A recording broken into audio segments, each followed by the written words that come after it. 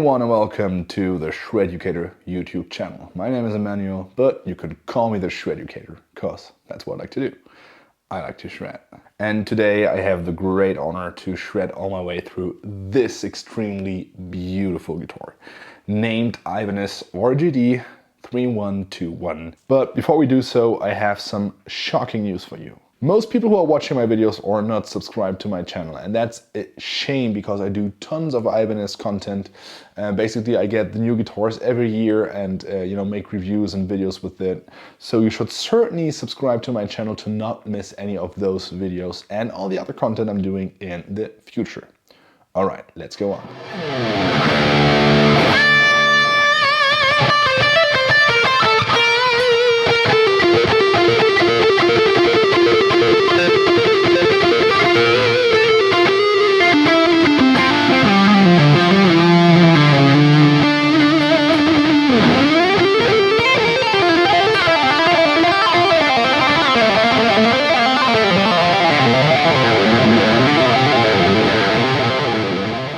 So first of all, let's start with the neck, because personally for me that's the most important feature on the guitar.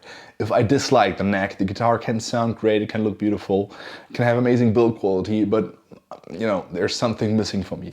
The neck is the part of the guitar which I'm in touch with all the time.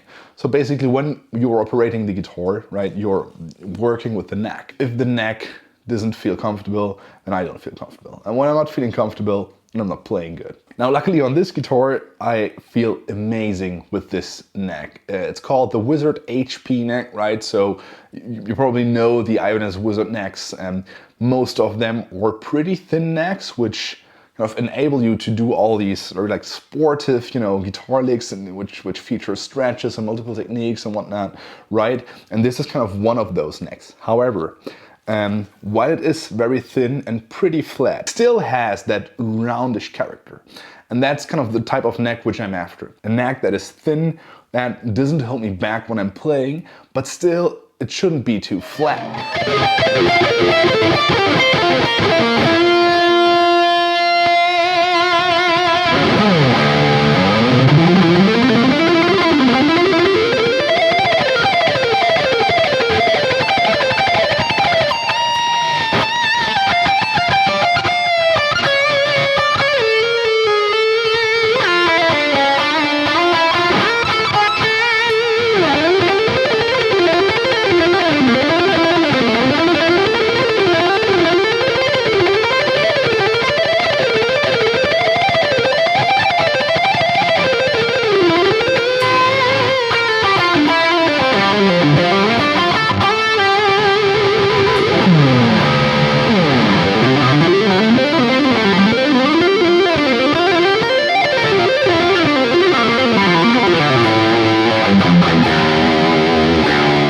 The neck itself is made of wench and maple, and it's a 5-piece neck, which you can also tell visually once I turn the guitar around. We have the Goto locking tuners. Everyone knows Goto, they make amazing work. So I really admire that Ibanez uses locking tuners on most of their guitars nowadays, at least from a certain price range. You can see that this is a bolt-on neck. It has amazing playability, so you can reach up to the 24th fret without any issues at all.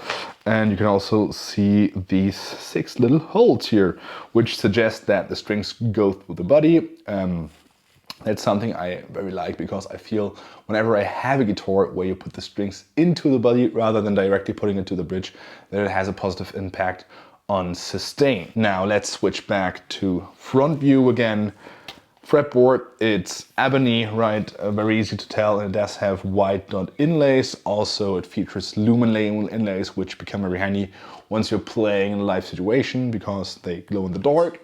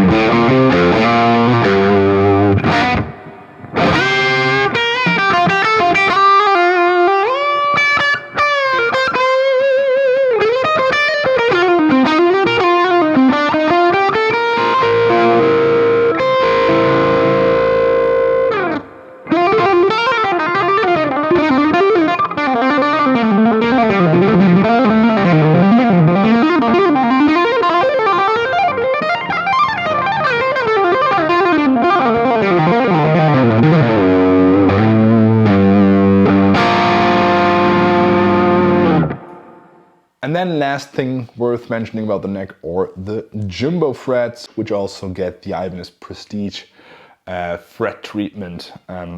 Frets are extremely important. Like most shredders, I prefer a very low string action, and you know, if the frets are in bad condition, it's just not possible to actually get a good string action without having dead spots all over the place. So this guitar, when I first took it out of the case, the action was a little bit too high for me. I think it came straight out of the factory in Japan.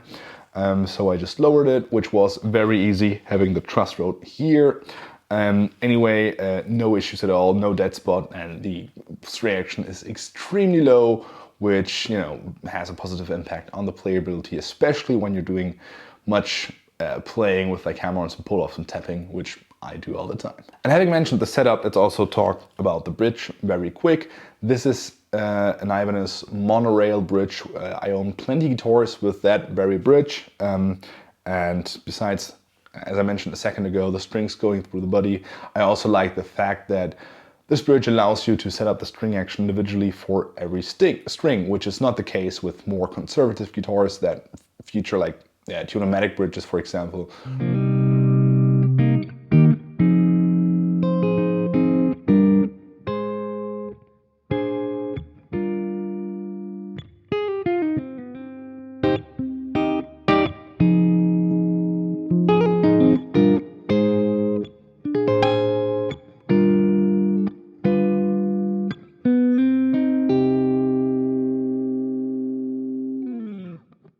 Now the scale length is something very interesting on this guitar, because if you've played Ibanez RG style guitars before, then very likely you have played a guitar with a 648mm scale length.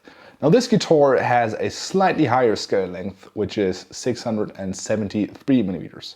So it's kind of, you can consider this kind of a baritone guitar if you want, or you approach it as a guitar which can do baritone and standard tuning when you're using thinner strings.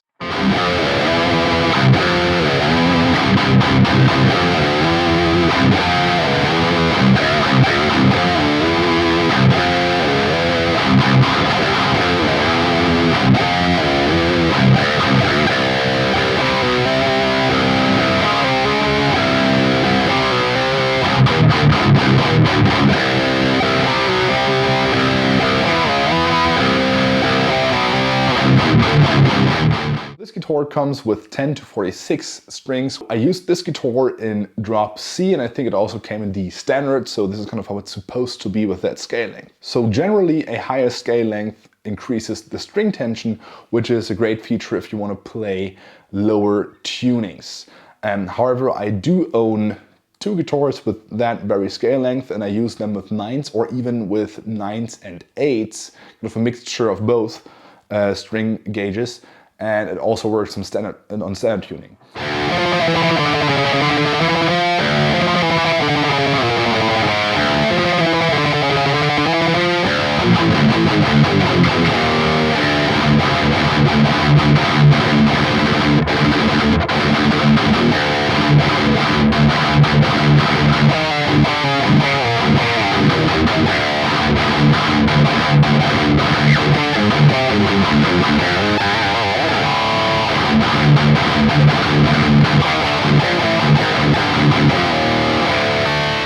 Finally, let's talk about the pickups.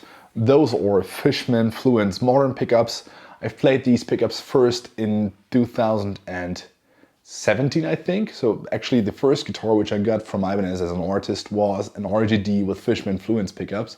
That's maybe also the reason why I just emotionally feel so good with that guitar. Something which I very much like about these pickups, having mentioned that I prefer passive pickups, is the voicing switch, which is featured on this guitar as well. So the pickups are actually active pickups, right? The battery goes in here. However, if you put that voicing switch up, then you have the passive voicing, which does have more bass frequencies, which does have less compression. So it kind of feels more like a passive pickup.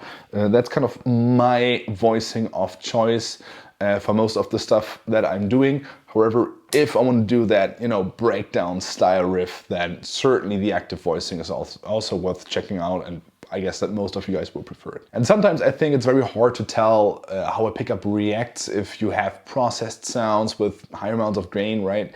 So here's a clean sample where I'm comparing all different pickup positions and voicings.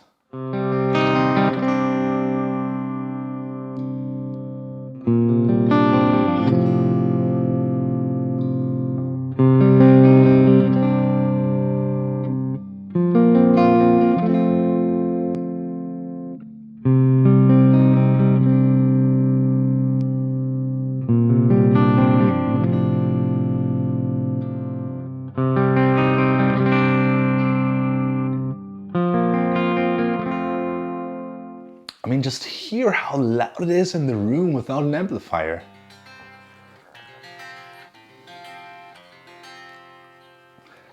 Just such a vibrant sound in the room. I don't know if you can get it in the video, but I'm extremely impressed with this guitar. So this guitar is good on paper, but it feels even better in real life. So I can already recommend you that if you are interested in this guitar, that you should check it out at your local dealer if possible. I'm sure that you won't regret it. Anyway, if you have any question about this guitar or if you want to share any Ibanez experience, just drop a comment. Thanks for tuning in, by the way. Thanks for supporting my channel. Please also consider subscribing to the channel, leave a like, leave a comment, you know, all that good stuff that helps me to grow this channel. And I would be extremely happy to see you again here on my YouTube channel. Thanks for tuning in once again. See you. Bye.